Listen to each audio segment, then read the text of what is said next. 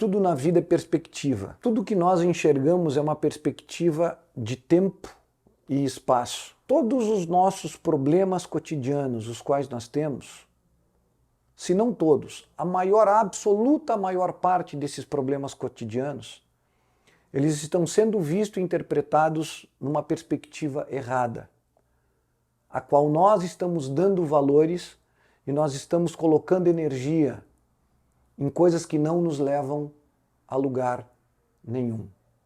E é por isso que, ao dar valor para problemas que não existem, nós nos perdemos na nossa jornada, no nosso foco, no nosso interno de seguir adiante. E por isso que as pessoas ficam tão perdidas e doentes.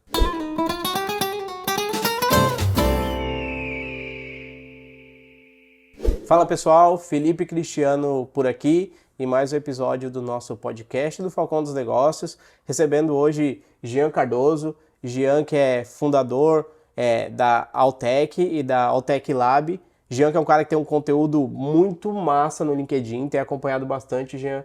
É um conteúdo que ensina bastante. Então, aproveita esse espaço para te apresentar melhor e a gente continuar essa conversa. Bem-vindo ao Falcão dos Negócios. Obrigado, Felipe. Obrigado à turma do Asas aqui em Joinville. Que satisfação poder estar contribuindo.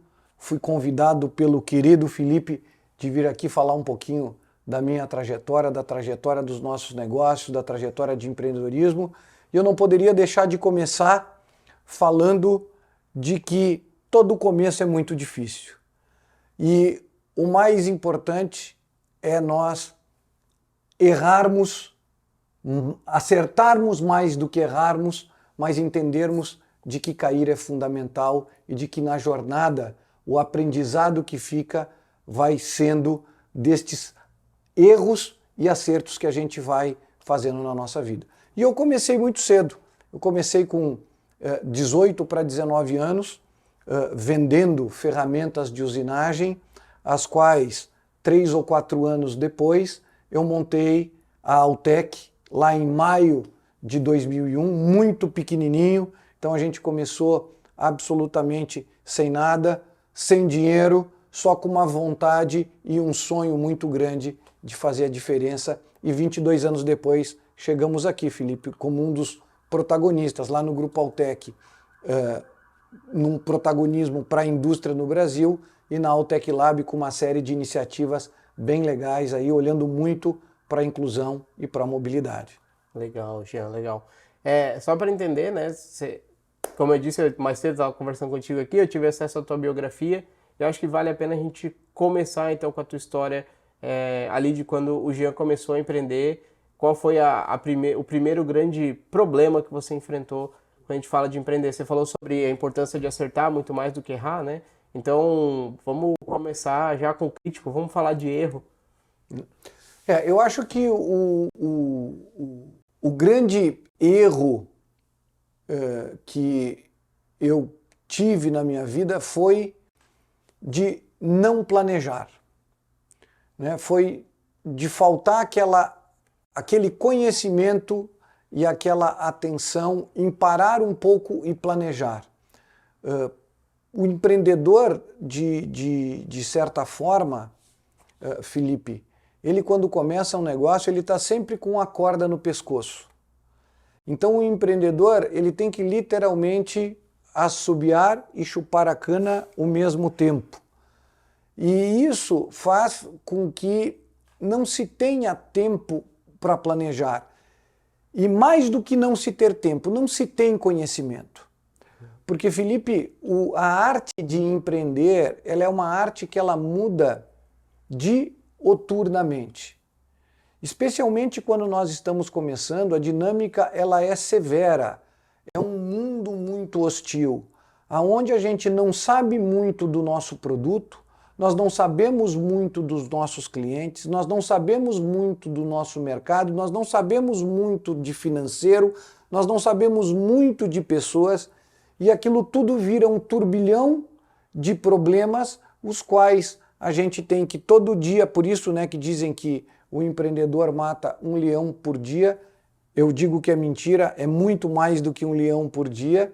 E a gente tem que se deparar com todas essas atribuições e fazer de todo este limão uma limonada. Então é muito difícil. Então, se eu tivesse que elencar os problemas que eu tive lá atrás, de fato foram os problemas cotidianos que todo empreendedor tem, que é não planejar. Uhum.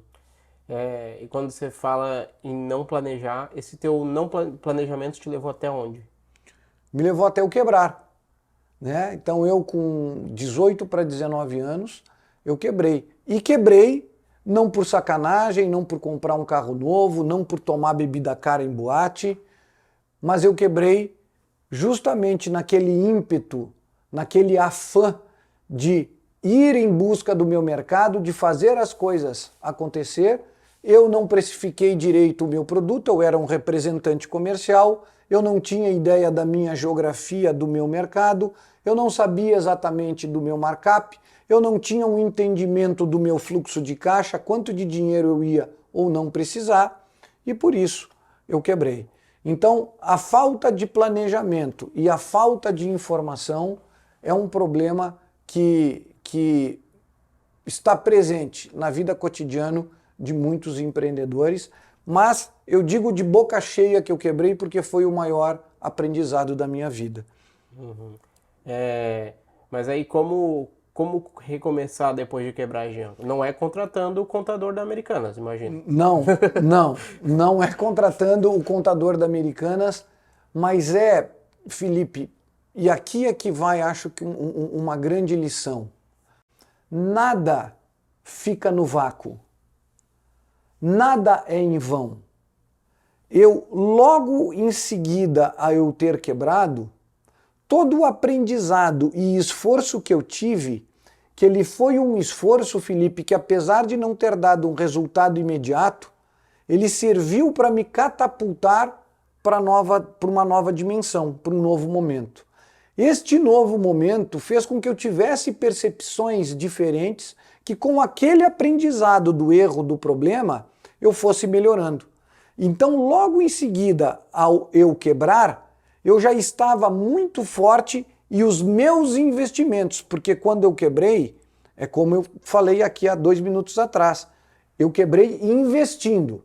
Então, logo depois que eu quebrei, aquele investimento todo, que por falta de planejamento eu não consegui aprazar, começou a retornar em forma de ótimos negócios e oportunidades, que aí sim, com este primeiro tombo do negócio, eu comecei a crescer e a fazer da minha vida algo que até hoje está aí. Crescimentos robustos, acreditando em pessoas, sempre procurando se educar e sempre procurando aprender mais, sempre procurando ter pessoas interessantes e melhores do que nós à nossa volta para a gente poder cumprir a nossa jornada. Uhum. Quando tu quebrou a primeira vez, você tinha quantos colaboradores? Não, tinha eu e mais um. Você e mais um. É. Hoje você tem quantos colaboradores? Hoje são perto de 300. Consideravelmente reergueu muito. Óbvio que são de quê? 20 anos? 20 anos. 20 anos. É. E aí nasce o Grupo Altec. E aí nasce o Grupo Altec, que nasce com uma unidade de negócio e como o centro do nosso negócio é o cliente, nós fomos plugando soluções para que se transformasse daí no Grupo Altec. A primeira empresa nossa foi chamada Altec Tools, que é uma empresa que existe até hoje, qual nós vendíamos ferramentas de usinagem, portanto, consumíveis para essa área de ferramentaria, produção e tudo mais. Uhum. E o que tu tem hoje dentro da Altec, quando você fala em empresas, né? Já que você falou que tem né, Altec Tools, que mais teria ali? Hoje nós temos a parte dos consumíveis na Altec Tools, a parte do bem de capital, que é a Altec Máquinas, nós temos a All-Service, porque como a gente vende as máquinas, nós precisamos prestar os serviços. Nós temos a All Robotics, que é a parte toda de robótica e indústria 4.0, e nós temos ainda uma subdivisão de plástico e uma subdivisão de corte e conformação, isso dentro do grupo. Fora isso, nós temos a nossa divisão financeira dentro do grupo, qual nós temos um fundo que nós financiamos o aluguel dessas soluções e ainda temos como investimento a nossa Venture Builder, que é a Altec Lab, o qual nós investimos em 4 startups. Quando você falou, eu pensei, ele vai falar Allbank. Só que é tanto Não, ainda não. Mas legal, e esses negócios eles se complementam, né? Dá pra ver que uma coisa é quase que complementando a outra. Uma das minhas preocupações desde sempre, Felipe, foi a de não colocar os ovos no mesmo cesto. Né? Eu digo que na minha vida a única coisa que eu tenho de único é a minha mulher. Né? Porque ter 2, 3 a gente sabe que vai ser um custo absolutamente caro e vai fechar um pau federal. Né?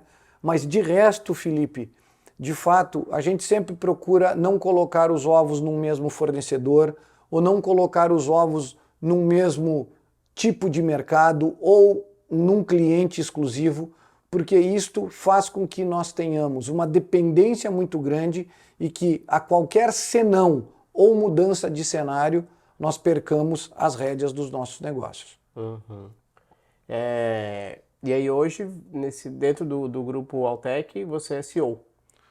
Hoje no grupo Altec eu estou como presidente do conselho e eu sou o CEO, estou o CEO na GoMove, que é a nossa startup de mobilidade que tem aqui em Joinville, Balneário Camboriú, e agora a gente está indo para o Brasil, que é o compartilhamento das bicicletas elétricas. Na verdade é uma infraestrutura de mobilidade que a gente leva para pequenas e médias cidades. A gente vai falar disso, isso eu acredito que entra dentro do Altec Lab, né? Da Altec Lab, exatamente. Então vamos falar de tecnologia, vamos falar do que vocês têm então, para entregar hoje, que quem está nos assistindo de repente pode até consumir, né? Exatamente. Então vamos pensar aonde nasce a GoMoved, que foi por aí também que eu cheguei até você, tá? Quando me falaram de você, foi pela GoMoved. Que a GoMove, inclusive, é cliente aqui do Asas, né? O nosso meio de pagamento lá na GoMove é feita toda a gestão aqui de pagamento para você que nos assiste, que usa a GoMove, que são as nossas bicicletinhas elétricas aí. Todo meio de pagamento é feito aqui pelo Asas, pelo Piero, pelo Raul, pelo Diego. O Asas, agora, além de ceder o espaço, vai ter que ceder o patrocínio depois dessa propaganda aqui. Mas, e aí, isso nasce, vamos pensar bem direto, nasce junto com empresas que vieram da mesma época, tipo a Yellow, enfim, ou vocês Não. Isso. Bem na verdade, a ideia nasce exatamente quando nasce a Yellow, né? Exatamente quando nasce a Yellow. A questão é que, como a gente fez um estudo muito aprofundado do mercado, nós percebemos que o tipo de equipamento e o modelo de negócio da Yellow, por exemplo, para citar aqui, que citou, eu que citei o concorrente, né? Nós percebemos algumas fragilidades, nós percebemos que no modelo havia alguma friction, aí, uma fricção com o mercado, e nós optamos em começar da base, do zero. Eu, ao invés de aparecer num mercado muito maior, no caso do compartilhamento, que tudo se começa por São Paulo, e no caso de fazer um buzz em termos de imagem, nós começamos a construção pela parte de tecnologia. Então nós primeiro desenvolvemos os nossos aplicativos, testando em cidades pequenas e médias. Depois, junto com o aplicativo, a gente veio desenvolvendo toda a nossa parte de IoT, que é o Internet of Things, né? Que é o dispositivo que faz essa conexão do equipamento da bicicleta com o aplicativo. E o passo seguinte foi nós conjecturarmos tudo isso diante de um contexto amplo de mobilidade, que foi plugar o transporte público nisso tudo, né? Então hoje a GoMove é a única iniciativa brasileira a qual tem um conjunto de equipamentos, bicicletas, scooters, tuk-tuks, inclusive carros elétricos agora, de carga e de passageiros, os quais nós plugamos isso no transporte público, o que a gente chama de transporte intermodal, fazendo com que os nossos usuários usufruam de um ecossistema montado nas pequenas e médias cidades e que cheguem antes aos seus destinos.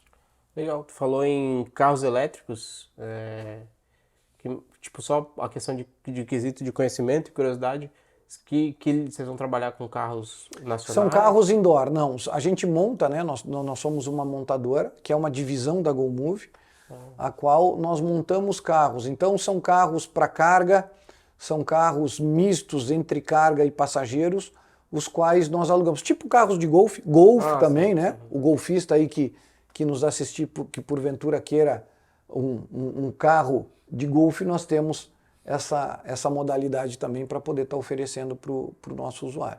Eu estava pensando que era estilo aqueles que tem também hoje de carro compartilhado de trânsito mesmo, né? Não. O nosso é indoor, né? O nosso é indoor. No caso do 4 rodas, a aplicação ela é só indoor, por enquanto, que se conecta com o outdoor ou o compartilhamento das ruas, isso tudo plugado no transporte público. Então, tu quer me dizer que, por exemplo, no caso de um condomínio, vamos pensar na tua aplicação, né? No caso de um condomínio, o cara consegue fazer uma parte do percurso, sei lá, de bicicleta, saiu do ônibus, pega a bicicleta, vai até o condomínio e, dependendo, ele consegue pegar um carro e ir até a casa, por exemplo. Perfeito, que é o que vai acontecer agora aqui no condomínio Perini. Acho que dentro de 30 ou 60 dias a gente começa uma operação ali, onde a gente chama de sit and drive, ou seja, as pessoas mesmo vão poder dirigir esses pequenos carros elétricos dentro do condomínio a fim de se locomoverem de uma forma muito mais eficiente, comutando o carro com a bicicleta e chegando até as paradas de ônibus ali perto ou dentro do condomínio para poder já pegar e embarcar no ônibus. Legal. Acho que você tentar resolver o problema de ponta a ponta é interessante, né? Acho que realmente é o segredo do negócio. E já você está fretando o ônibus pro pessoal, já. Já liga no ônibus.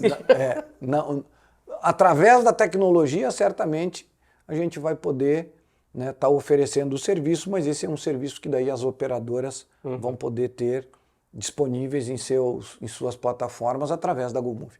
Não, mas muito legal. E trabalha por demanda, né? Trabalha por demanda. Né? On demand. Legal, muito bom isso. E vamos lá, e vamos falar de uma coisa que eu também fiquei muito interessado, Jean, que é a parte de investimento em startups, né? A gente trouxe bastante gente aqui já Kaique, me ajuda a lembrar. Do japonês lá, gente boa pra caramba, do Pedro Sioga lá.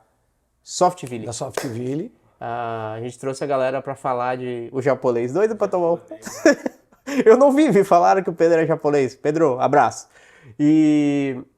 Então a gente trouxe bastante o pessoal aqui da Softville para falar realmente, assim, a galera das startups, veio o pessoal da Meu Replay, veio, quem mais? Veio o Carlos da Houseful e, nossa, da Meu Replay eu falei, teve um menino aqui da Domínio Azul e a gente vem falando muito sobre essa questão de captação de recursos, né?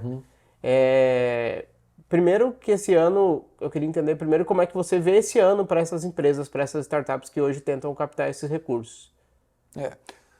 O que eu estou vendo, Felipe, primeiro, no nosso caso, como nós somos os investidores, os primeiros investidores ali, a gente está bootstrap nas nossas ações e agora todas as nossas startups, inclusive, vão passar por essa, digamos assim,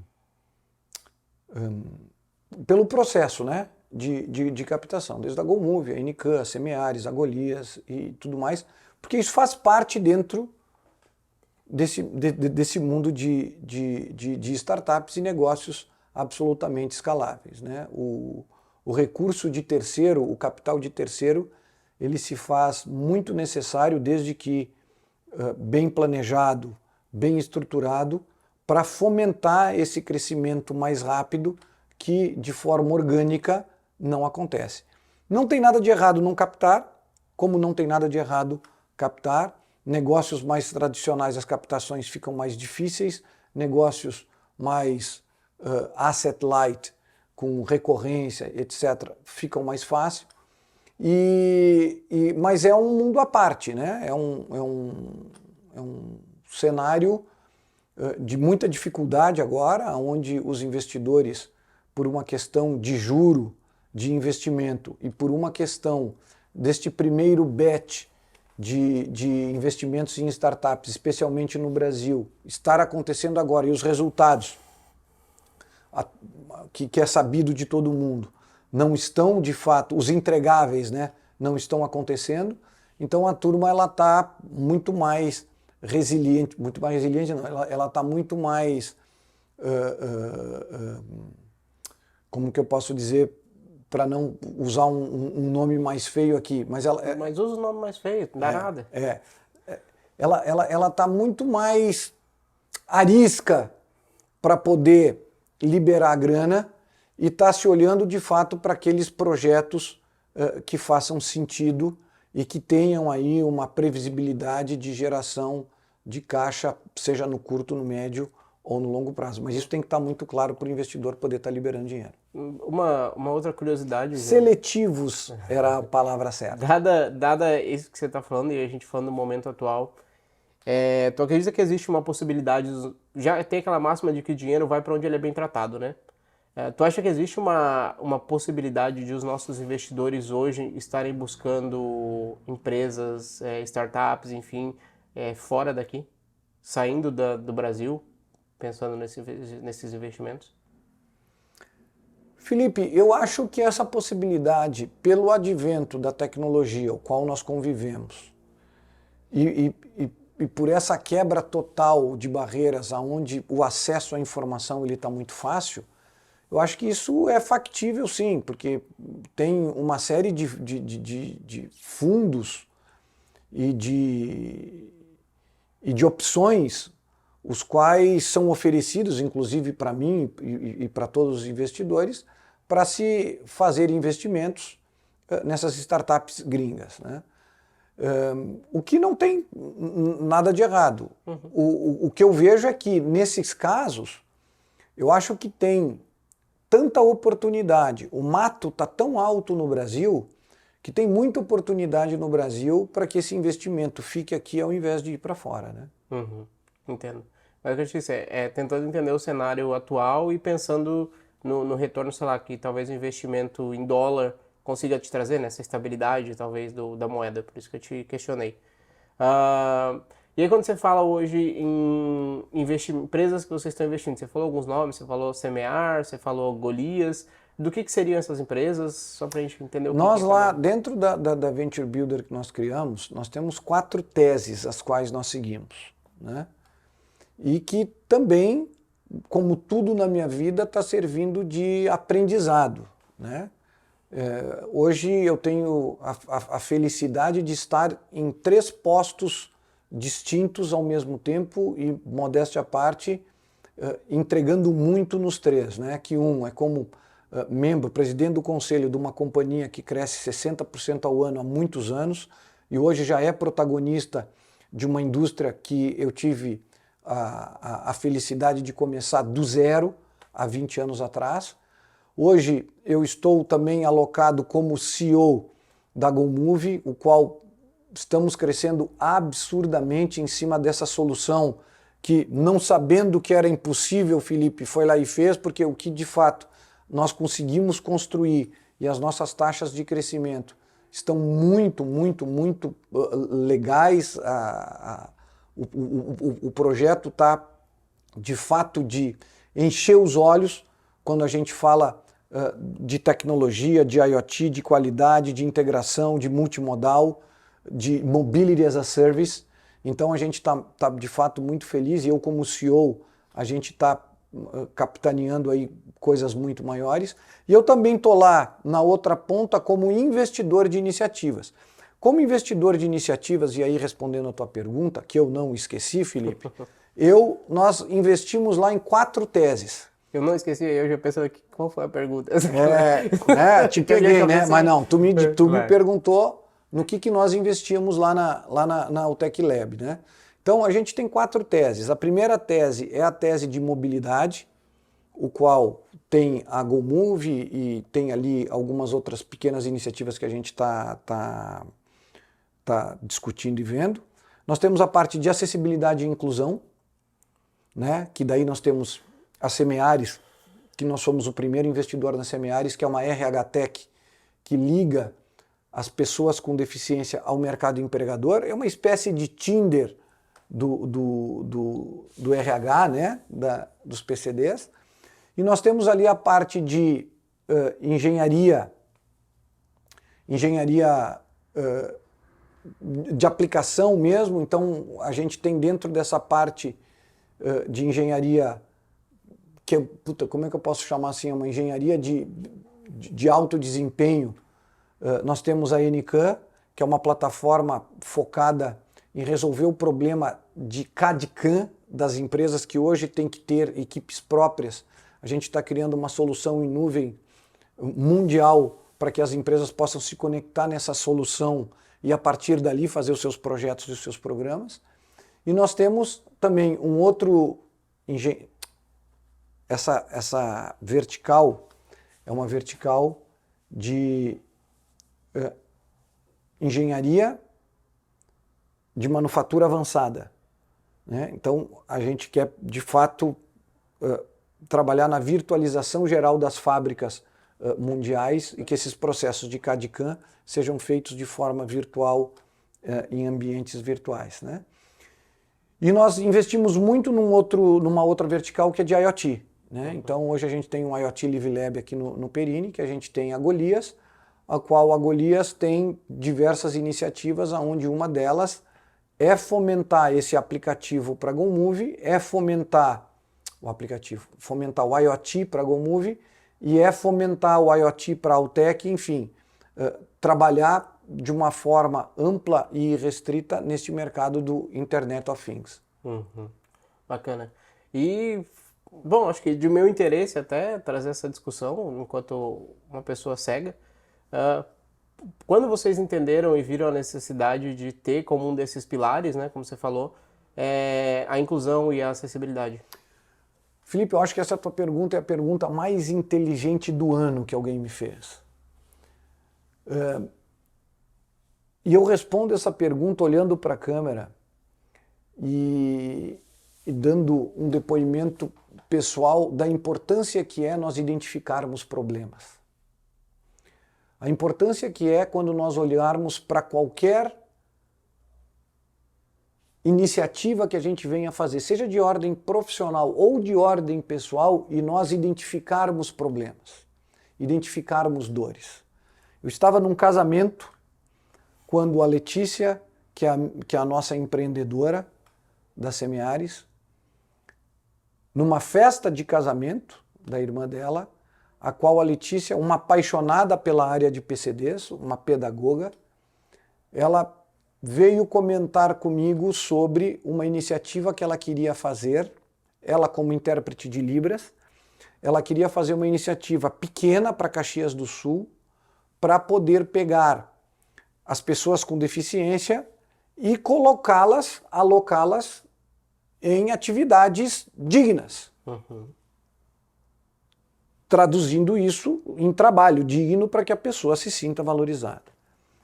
E a Letícia, o que me chamou a atenção foi que a Letícia me disse que Caxias do Sul tinha 2.000 pessoas com nanismo. Não vou falar anões, né? Porque às vezes a turma vai, como se tem 2.000 anões, né? Haja Branca de Neve para tudo isso. Haja Branca de Neve para tudo isso, né, Felipe? Então, quando a Letícia me falou que tinha mais de 2.000 anões em Caxias do Sul, eu digo, aonde que está essa gente que eu não estou vendo? E ela me respondeu, estão em casa. Porque os anões, assim como a maior parte das pessoas com deficiência, não têm infraestrutura suficiente para poder sair de suas casas e conviver socialmente e dignamente com todos. E aí foi quando eu perguntei, eu larguei literalmente o garfo e a faca, eu fiquei discutindo diretamente com ela esse assunto. Eu disse para ela, mas Letícia, pô, você tem 2.000 anões só em Caxias, então quantas pessoas com deficiência nós estamos falando no Brasil? E ela me respondeu o dado, que são mais de 20% da população brasileira com algum grau de deficiência, né? Óbvio que esses 20%, né, que a gente já tem aquelas pessoas que vão se questionar, não, mas não é possível. Sim, é possível, mas a gente tem que entender a base desse dado. A base desse dado é feito pelo censo de 2010, onde no censo é perguntado para as famílias quantas pessoas com deficiência tem aqui, e as pessoas respondem 1, 2, 3, 4. Você é deficiente? A pessoa pode responder sim ou não. Acho que só pessoas com deficiência visual, pelo censo de 2010, a gente está falando de 6,7 milhões. Então, cegas por volta de 510 mil. Então é isso que, quando ela me falou isso, e eu como empresário, eu sei a dificuldade que é das empresas encontrarem uma pessoa com deficiência, e lá na outra ponta, que a gente faz uma caridadezinha lá de vez em quando, né? Que temos que fazer mais. Mas a gente sempre ajudou, de fato, muitas pessoas e sempre queremos buscar mais, mas a gente sabe a dificuldade que é dessa pessoa com deficiência, Felipe, de encontrar o trabalho. Então, nós estamos falando de 45 milhões de pessoas, são 4 Portugais, Felipe, que estão à margem do mercado de trabalho, que estão à margem do consumo. Sabemos que muitas delas em condição inclusive de vulnerabilidade, que alguém tem que fazer alguma coisa. Não dá para esperar mais pelo governo para fazer algo. Então, entendendo esta dor deste tamanho, entendendo o problema deste tamanho, foi que eu resolvi, com o meu investimento, suportar as ideias da Letícia e nós fundarmos a Semeares, que está na sua jornada de desenvolvimento e crescimento para poder trazer dignidade para as pessoas com deficiência. É sensacional ouvir isso de você, porque realmente é um assunto que para mim é muito caro, né? Óbvio, né? Na posição de pessoa com deficiência. E te ouvir me leva muito porque a gente estava conversando nos bastidores aqui antes, né? Sobre o quanto é importante que a gente consiga fazer isso, Jean, promover a inclusão de fato, sem ser militante ideológico. É uma questão que eu sempre me cobro pessoalmente também, em tentar não ser insensível quando eu falo de inclusão, porque é muito da minha vivência. Então, assim, em alguns momentos eu sempre me policio porque eu sou até um cara muito frio para falar de inclusão, porque eu vejo isso. Eu vejo, é bom. Porque eu percebo isso do quanto realmente, assim, hoje em dia se focou nas pessoas com deficiência, mas não entendendo nós enquanto pessoas produtivas, e sim a gente enquanto uma forma de capitalizar. Eu acho que tu matou na tua colocação, mas eu percebo ainda, Felipe, de que primeiro que não há culpados e o contexto da sociedade fez com que nós chegássemos até aqui, e de novo, por um processo de amadurecimento que está acontecendo nesse momento, a gente tem que começar, os Giazinhos da vida, a levantar a mão e dizer, não, peraí, esse não é um problema de governo. Este é um problema de governo, mas é um problema meu também. O qual nós temos que olhar para vocês e a gente tem que, de alguma forma, junto com o governo, e eu sei que tu é meio contra essa questão do governo porque tu já me falou, mas eu acho que o governo ele é um ator fundamental porque 45 milhões de pessoas, Felipe, se não tiver a mão do governo por trás para de alguma forma minimamente conduzir isso, monitorar isso, a coisa ela fica completamente dispersa, descabida. Não, né? Eu entendo totalmente o olhar do governo, tá? E o quanto é importante sim se cobrar políticas públicas. É aquilo, tipo, por mais que eu não acredite no Estado, se é o meio que a gente tem que usar ela. Perfeito, entende? perfeito. A minha percepção, quando a gente fala disso, já por exemplo, as pessoas me questionam muito se eu sou a favor de cotas, tá? O que eu, Felipe, acredito? Eu fui criado em escola pública, aluno de escola pública, e eu não tinha condição de acesso. Pode ser polêmico o que a gente vai falar, a gente já tocou um pouco nisso numa conversa com o Alisson. Eu não recebia o conteúdo igual os meus colegas negros, igual as minhas colegas meninas, enfim, porque eu entendo que a minha era uma condição diferente, tá? De todas as outras ali que pode se encaixar talvez em questões de cotas. Então assim, eu, Felipe, ainda dou uma certa importância para a cota quando a gente fala de pessoa com deficiência, porque de fato as coisas para mim sempre chegaram muito depois. Minha experiência. As coisas para mim sempre chegaram muito depois ou não chegaram. Como eu te falei, eu terminei o meu ensino médio de forma autodidata. Porque, cara, a mão do Estado nunca chegou onde eu precisava. Tá? Então tem sim um lado de ressentimento. Mas eu entendo que hoje a ferramenta que a gente tem que usar é o Estado, sim. E eu entendo o Estado hoje como... para mim, o Estado ele não tem que estar batendo aqui na porta da empresa e dizendo que a empresa precisa contratar.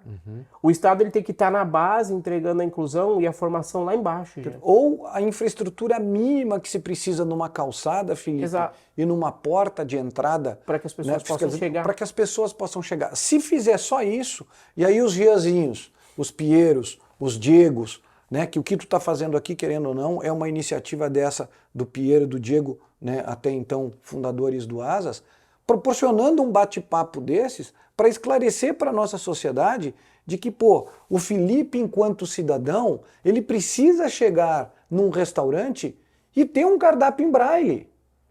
O Felipe precisa chegar num restaurante e não ser atendido por um garçom que não tem o mínimo discernimento, o mínimo conhecimento de como tratar o Felipe enquanto pessoa com deficiência visual.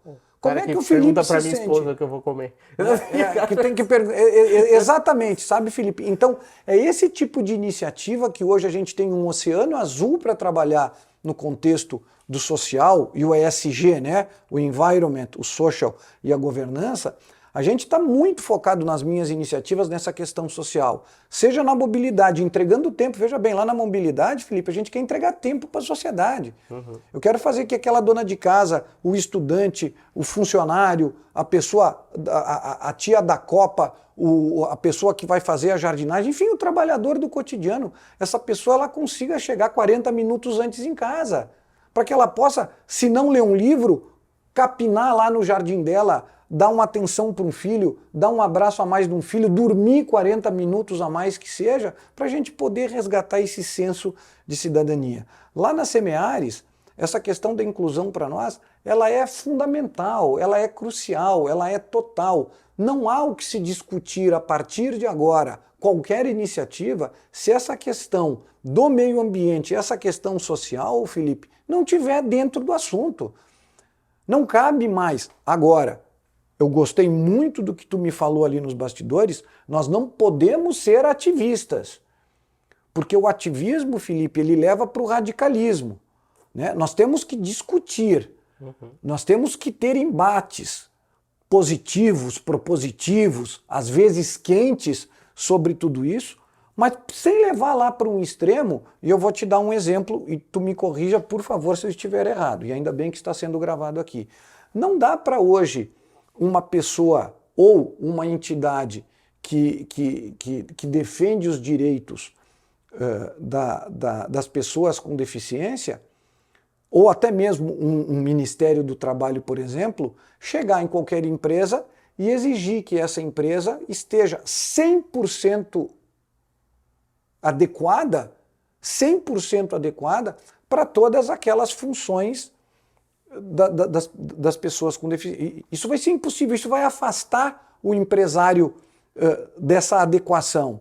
Agora, se nós consensuarmos, se nós dialogarmos para que o empresário, para que as empresas consigam chegar no meio do caminho e que a pessoa com deficiência, Felipe, também consiga se adequar e chegar no meio do caminho, sabendo já das dificuldades, sabendo já de toda a problemática que a gente tem na causa, mas que a gente chegue no meio de um caminho, que a gente dialogue. Eu não tenho dúvida, Felipe, de que a gente vai abrir milhares e milhares e milhares de oportunidades para ambos os lados se conectarem e todos nós começarmos a ter uma convivência digna, de fato, de uma sociedade madura e que quer ali, no esteio do human being, do ser humano, algo de bom para todo mundo, né? Eu concordo contigo, Jean, e eu sempre falo, acho que eu já comentei várias vezes, tanto em off quanto em algumas entrevistas, não existe uma receita de bolo pronta, né? Não cabe, né? O importante aqui é saber ouvir o indivíduo, tanto quando a gente pensa na empresa, quando a gente pensa no colaborador. Então, eu sempre falo que o meu processo seletivo, por exemplo, para entrar aqui, como eu estava te contando, eu fiz o processo como qualquer outro colaborador fez. O meu posicionamento foi, tipo, eu tenho uma deficiência, eu quero fazer o processo seletivo e fui muito, direto com a menina, eu quero fazer, como a gente pode fazer? Cara, a gente achou os meios e a gente fez. Eu participei da dinâmica com todo mundo que enxergava, eu fiz o processo com todo mundo que enxergava. todas as pessoas com deficiência conseguem fazer isso? Todas as pessoas com deficiência têm essa desenvoltura? Não. Super entendo que não. O ponto para mim é, enquanto a gente continuar tentando vender que inclusão é uma receita de bolo pronta, que para pessoa cega é isso aqui que funciona, que para pessoa... Bate aqui, tu não tá vendo, mas minha mão tá aqui. Bate aqui. Vai. Que para pessoa que é surda ou para pessoa que tem qualquer outra limitação, é isso aqui que funciona, a gente não evolui enquanto sociedade. Perfeito. Perfeito. É isso. Mas não é indo para os extremos, concorda que nós vamos chegar em qualquer coisa, nós vamos ter que começar a discutir, a fazer como tu fez, é vir aqui e te colocar numa posição diferente dos outros pares do teu meio, que daqui a pouco os outros pares do teu meio vão ter que vir aqui e dizer, olha, infelizmente eu não tenho condição de fazer o mesmo processo seletivo que uma pessoa normal, eu não fui educado, eu não tive condições, a minha escola não me deu condições, eu vou ter que me adequar para alguma outra coisa aqui dentro. E aí vem todo aquele processo, né, de entendimento, né, que a gente está procurando encontrar e os meios para poder isso ser uma verdade dentro desse nosso mundo. Né? Eu acho que a palavra aqui para mim seria a garantia da autonomia. Perfeito. E isso deve partir não só da pessoa com deficiência, não só da empresa, mas da família, da escola, esse incentivo à autonomia é o que vai entregar lá na frente o cidadão com deficiência totalmente pronto para encarar o mercado. Felipe, perfeito. Não há o que pôr nem tirar na tua colocação. Aí que se eu for demitido eu já tenho uma vaga já. Certamente vamos lá na Semeares ou lá na Altec mesmo, certamente tu vai nos procurar, porque a gente está sempre procurando gente muito boa para estar junto com a gente lá. Jean, cara, que conversa. Deu quanto tempo já, Kaique? 41. Tá, pega. Deu uma baita de uma conversa, Jean. Eu poderia ficar aqui falando sobre isso horas. E é um assunto que mexe bastante comigo. Eu acho que eu nunca falei tanto numa conversa quanto eu falei hoje. Mas eu acho sensacional a gente poder estar discutindo isso aqui. E, por último, e não menos importante, na verdade são duas questões aqui para encerrar. A primeira que eu sempre faço é, se eu te chamar para conversar daqui 2, 3 anos, Jean, como você imagina essa conversa quando você pensa em posicionamento de marca, em empresa, em Jean Cardoso mesmo, como você se vê em 3 anos? Eu acho que num momento de maturidade muito melhor, eu acho que num mundo ainda mais complexo, porém mais inclusivo,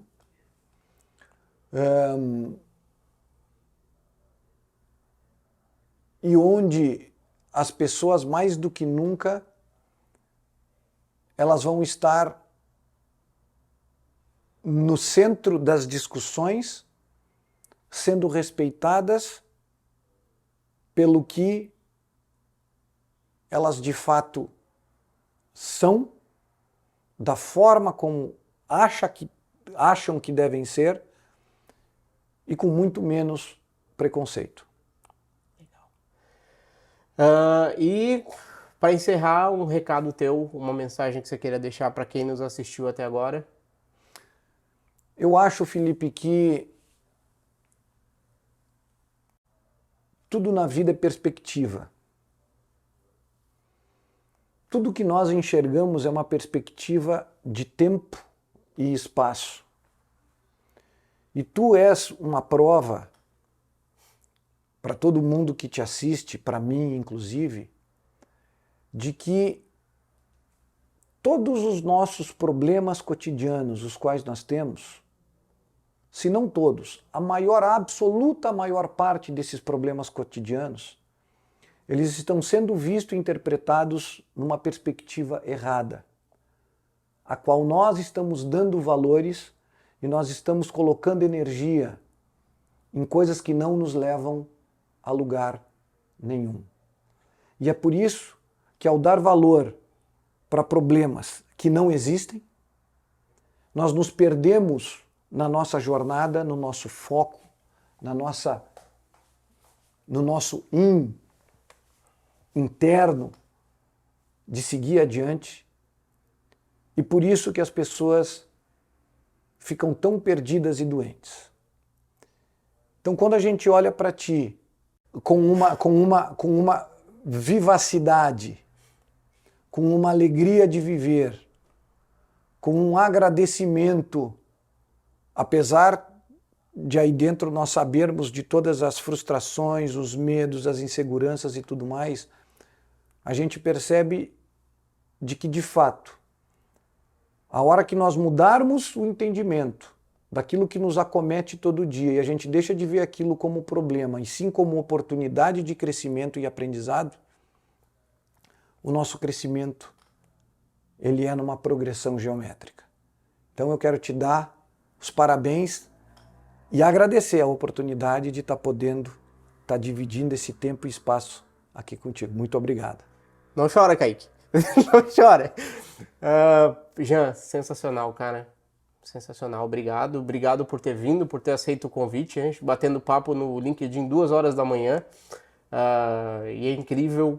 Não esperava que essa conversa fosse tão longa e de uma forma tão profunda. A gente sempre tenta trazer isso aqui de uma forma mais engraçada e ao mesmo tempo foi um assunto que me tocou bastante. Obrigado por essa conversa, mais do que para quem nos assiste, mas para mim é uma conversa que valeu muito. Eu espero te receber mais vezes aqui e espero que a gente tenha muitas outras conversas com os teus negócios, com os teus investimentos, principalmente naquilo que tange a inclusão e a acessibilidade, elas ampliem para que a gente consiga mudar a sociedade e mudar a cabeça do ser humano, né? Essa máquina é tão complexa e que às vezes é tão difícil de entrar. Então, eu te agradeço. Sou só gratidão. Obrigado. Obrigado. Pessoal, aqui. Obrigado. Pessoal, então essa foi a conversa de hoje. Obrigado, Kaique, pelo suporte aí. Mais uma vez, obrigado, Jean, pela presença. E a gente se fala no próximo bate-papo ou no próximo episódio. Abraço!